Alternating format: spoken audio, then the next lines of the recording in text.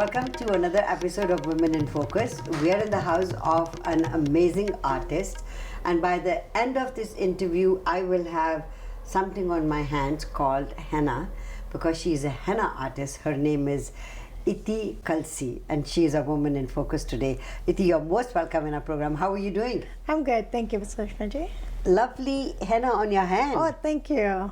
So, Chris and Osa were looking at you when you were doing this. Yes, actually, we were just doing, and it dries quicker. So this is not your traditional orange henna? No, it's actually called white henna, and it's paint. It's paint with adhesives in it, so it lasts for about a couple of days. Okay. And it's a new trend. It's so popular. Everybody is doing it. Because the henna, the mehndi, would be orangey in color, and it has a very strong smell to it as well. Exactly. So henna is actually, it's a plant. Yes. And it's a natural dye. Right. And it goes to your first layer of your skin, and it lasts for about 10 days. So that is like a burgundish orange color it goes to. And yes, it does have a strong pungent smell. Yeah, pungent smell to it. Now, I'll come back to the smell and the color, but is it true that when you put henna on your hand, some girls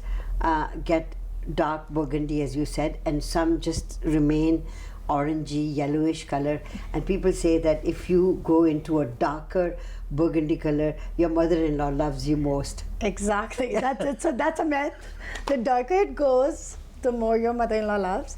And my henna comes with a guarantee that your mother-in-law will love you. So when bride comes to book me, that's the first thing I say. Guaranteed that your mother-in-law is gonna love you. I remember when I got married, I had henna put in, and my hands, even if I put it for about 5 minutes, it'll become all very orangey right away. So if you leave it for half an hour or an hour, it's going to be dark burgundy. It actually depends on your body temperature. Yeah, that's right. So the warmer you are, the darker color. Like I'm always cold, so I don't get so dark of a color. Really? But the henna I use, I still get a good color with it.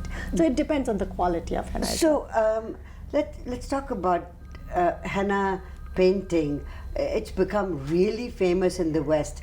So what would you, who would you say made it so famous for the Indians to be known for its henna? Madonna. Madonna, huh? Yeah, Madonna did it like in 1980s, and that's when it got so popular. And now, Rihanna got a tattoo. That's right. And I get a lot of people asking me to do the same design what Rihanna has. So it's, but Madonna is the first one who made it very popular. Designs are intricate. Look at what you've done on your hand. That's just like amazing. So you are an artist, you're a painter, and that's a painting, really? Yes, and it's a 5-minute doodle. It's a 5-minute doodle. Literally, I think it took us 5 minutes to do this. Wow. But when I do bridal, they can take me from somewhere from 4 hours to 10 hours, depending on the intricacy of the design. And then it's on all over the body? It's front and the back of the hand and the feet. Okay. So, but some design can be very, very intricate, and it does. Like, for example, last week, the bride I was doing, just the bride took me 45 minutes and the groom took me 45 minutes. Just that one portion of it. Really? And then the full hand. So by the time I finished her whole henna was 8 hours. Holy mackerel. Yeah. And so, where do you get all your designs from? Obviously, whenever I have time, I sit and draw some new designs. Right. There's a great artist out there, so we get inspiration from them. And my inspiration can be anything. It can be a curtain with the design on it, and I just get, or the carpet, or some architects. Like I just get inspired with whatever. Like it could be, you're wearing something, and I'll just pick something out of it. This one has got nice designs on it. Yes, it's like a cheetah print, right? Right, yes. I have done design cheetah print on somebody. You said something interesting, that you did it on a young woman, on the bride, and then the groom. So now guys are getting henna done? No, it's on one hand I did the bride, and the other hand I did a groom. But I always do, because in Hindu tradition, actually the men get the full henna done for their wedding. Do they really? If you know, when what's his name, Amitabh Bachchan's son, he Yes. got married, he had a full henna on his hand, Oh, because okay. they're from UP. Yes. And UP is a huge, like everybody gets it. And I'm Yes. from, actually originally from UP. I see. So it's very common to have the full bridal Henna. henna on men too. Obviously in West, in India, in Delhi, Bombay, people don't do it so Yeah. much. And so I do a small design on groom if I go to a groom's house to do Okay. Mehndi. So I always do a small design on groom. It's Now, you mentioned Hinduism, so your name is so beautiful, Iti, which is a Sanskrit word. Yes. What does it mean? Sanskrit means the end. The end? And a lot of people said to me, it's a very negative name, because I thought every end has a beginning. That's right. So I take it as a positive way. It's Yes. a new beginning. But what a pretty name, Iti. Thank right? you. So I'm going to take a very short commercial break, come back and talk to you about your childhood, where were you born, and then the family. But let's take a break and come back. Sure. We are in the house of a very dynamic young woman who is an artist and does henna designs. We'll take a short break and we'll be right back.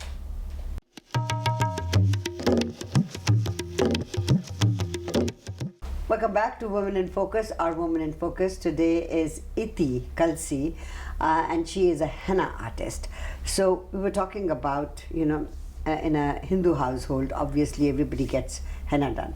But, we are here in Vancouver, and there are a lot of Hindus, a lot of Sikhs, and other cultures as well, and everybody gets henna done. So in a wedding, you would find everybody getting henna. Yes. So any bride. Any bride. It's I think it's become more of a, it's not a tradition, it's more of a fashion. Right. Like everybody gets, even I get a lot of non-bridal. Right. Like I do a lot of, obviously there's a lot of mixed weddings, so I get non-bridal. For sure. And I feel if it's a non-Indian, sorry, Right. if it's a non-Indian bride, you think they want just something simple. Yeah. They're the most intricate designs they pick, because I think they're just so fascinated with the Right. designs. So let's talk about your childhood. Where were you born?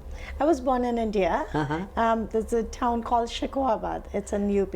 In UP. Yeah. And I grew up in Delhi. Right. And then Bombay. I was in Bombay for my schooling, and I was working there. Right. Yeah. So as a young woman, and you mentioned that just before we did an interview, you were the third daughter. Yes. So mom and dad said, okay, that's it, the end, and named you Iti, which means the end. Yes. So then you had a brother, Yes. And his name is Punashch.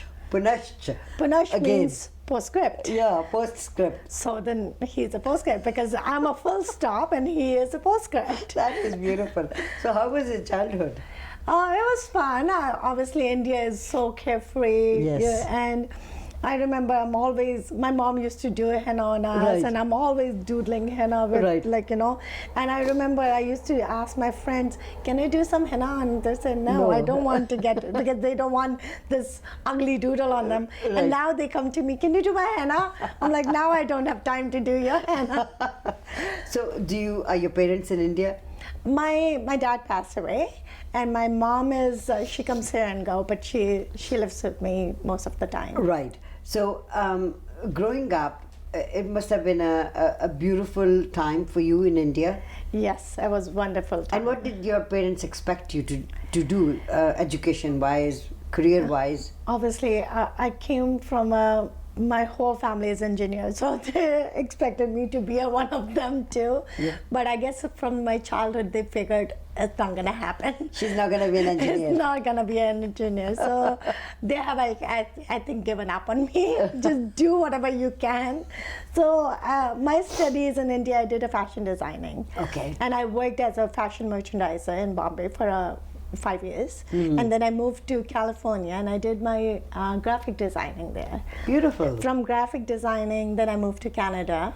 And when I moved to Canada, unfortunately, I have a lot of issues was happening. So then I was working. Yeah. I worked in a nonprofit field for 12 years. Okay. And I was doing on a side henna, just to make extra cash to survive here. Right. And I made my henna full time when my son was born. Ah. Yeah. So henna has now become your profession. Yes, it's been my profession for last 28 years. Wow. I started doing henna when I was 15. Which was the first henna design that you did and you thought it was amazing? Oh gosh, I would say about 15 years ago I did a bride in Vancouver, and that is the first time I think I did a whole Bharat scene and the A Bharat scene on the hand. yeah, so it was like a horse and dolly and people dancing with and people with On instruments. your hand, on the hand. Yeah, the whole Bharat So you scene. do things like that. Yes, yes. Let's show a little bit of designs that you've done. So Bharat is one. Yes. And what else? Bride and groom is very common. Right. Dolies is very common. Yeah. A lot of people now, it was very popular, I would say about 10 years ago, everybody wanted figures and images, but now it's changing a little bit to the more modern side Right. of it. They want more floral, they want Yeah. more, right now the checkers are really in and reverse negative is in. So it's, you always have to learn with the new trend what everybody wants. Where do the trends come from? India? India mostly, UK, India. I don't think so. Canada is a trendsetter. Not yet. I don't think so. Yeah, it's not. It's mostly come from India. And But maybe you will be a trendsetter. yes, yes. But usually the design I would say come from India. And paisleys and Paisley is the main shape of Right. henna. So I don't think so. Any design is complete without a paisley or peacock in it. so a peacock. I don't have a.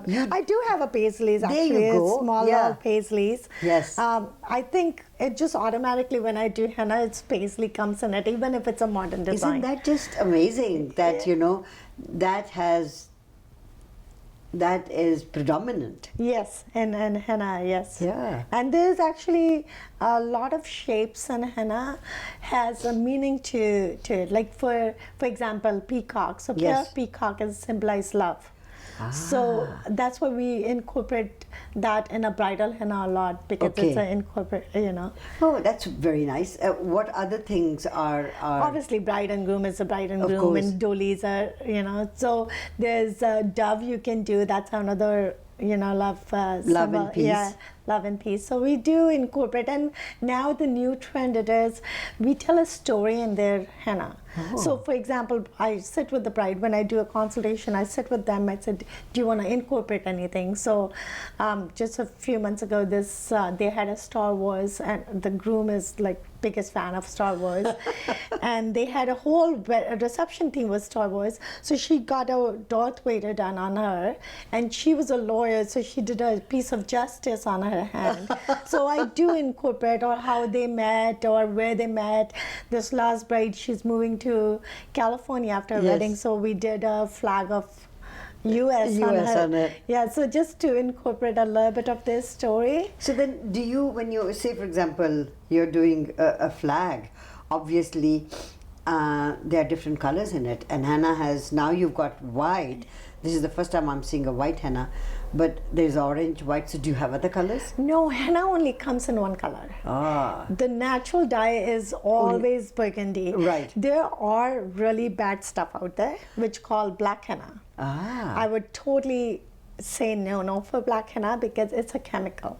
There's no henna in it. Oh. And a lot of unfortunate Mehndi artists does use black henna because they want to give guarantee to the bride for the color.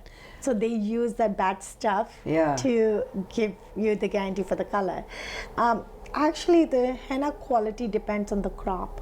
Okay. When the crop is done, like obviously summertime is a good crop. Right. The heat makes the henna really go Right. dark. So when I buy my henna, I just do all my research when that crop is done. Where is it and all? Yes, yes. So do you, obviously then you would have to have an area or a place from where you buy your henna always. Yes, I have, I buy my henna from India. My Right. henna comes from India, and I've been buying it from last 20 years from him, and I never have issue. But obviously I have to do my research. I have to ask him what time this got, because you don't want the Right. if henna is sitting on the shelf, it's not good. So when you go to stores here in Right. any Indian store and you buy, you don't know how long that henna is sitting Has on been the shelf. sitting there. Okay. Yeah, because it does expire and it does lose its color.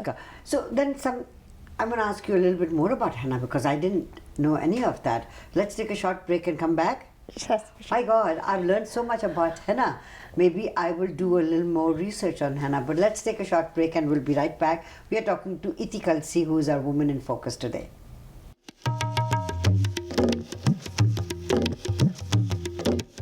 Welcome back to Women in Focus. Our Woman in Focus today is Iti Kalsi, who is a henna artist. You were talking about henna and the shelf life and how I've seen people have already prepared henna, not a powder, but it's already prepared. So it's in a tube. So you use that. How good is that? I use my fresh henna. Always. I mix my henna. I make my own cones. Right. I never buy a pre-mix. Yes. There are a lot of pre-mix hennas Available, yeah. available. They give you a dark color, but they don't. If you notice, if it's an old henna, Yeah. you apply the henna. Yeah. After 2-3 days, it will be gone. And it also fades some off. people could be allergic to it as well. If it's a fresh henna, Yeah. like a natural henna, 100% you won't be allergic to henna. Okay. Like it's only when there's any chemicals mixed in a henna, then yes, you will be. When you got married, who did your henna? My friend, she lives in California. She's actually a very well-known Mehndi artist. Okay. She did. Her name is Anita, so she did my henna for my How wedding. did you meet your husband? Through friends here in Vancouver.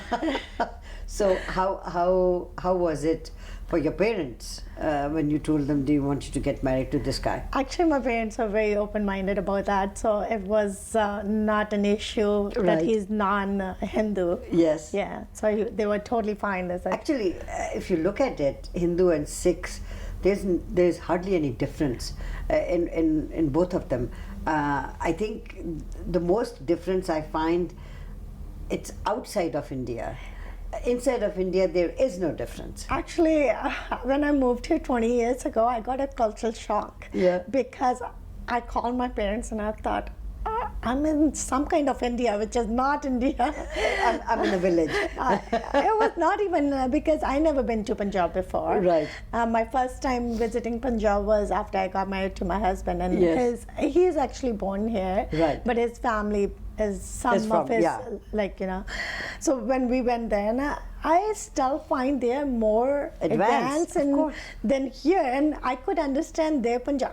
Obviously, I spoke Hindi, so when I moved here, it was a big challenge for me to understand Punjabi. Right. I couldn't understand Punjabi for the longest time. I can speak now broken Punjabi. My clientele is all Punjabi, so I'll try Right. to. But I have young girls, so they all speak English. Right. But I went to India and I could understand them, but I couldn't understand anybody who was talking here. Because they brought the Punjabi with them, and that Punjabi has not advanced, has not had more words attached to it. Maybe more English words, but not Punjabi words that No. are used in Punjab. So, I mean, people like us who move from a country and emigrate, the era that we left our homeland is what we carry with us. And we just still carrying that. Yes. Yes. And we are in that bubble. Yes. That's what I find. But when you meet young women, South Asian young women who are getting married now, they are so fantastic. They are so intelligent. They're so educated. That you find that most of the South Asian women are more educated than the men are. Actually, they are. And Yeah. obviously, I go and I see probably 20, 30 women. Yeah. And some say, oh, you go to so many weddings, you might know some guy. Yeah. I'm like, yeah, but the girl is so educated and it's Right. hard to find a boyfriend. That educated for them, yeah. Yes. You're right about that, though. Yeah, don't you think so? Yes. Yeah, I've been doing my research for a long time. I've been here for 44 years, so I've seen the community grow, and I've seen that whereas our young women are way more advanced and educated, our young men are now picking up, but I think it's an old saying amongst Punjabis that if you're rich, you don't really have to have your kids go to school, because they've got tons of money and they're going to be comfortably off. I guess that's one thing in me, at least. Going in India in the family where everybody was educated, for me, education is the most important. Like, I have 10-year-old son, and he is a hockey fanatic, so it's all about. He's a big athlete, right? But I keep telling him, studies is the first. Yes. Like, you have to be somewhere, because if you become a hockey player, it's career is until 30, 35, what you're going to do after. So you have to study. Yes. So for me, I think it's education is important. When we talk about your career and your profession, how long do you think you're going to continue doing henna painting? So a lot of time I think, okay, I can't continue this for too long, because it's really hard on my back and my neck. When you're sitting like that. I have a lot of issue. I have to go see a massage therapist every week at least once.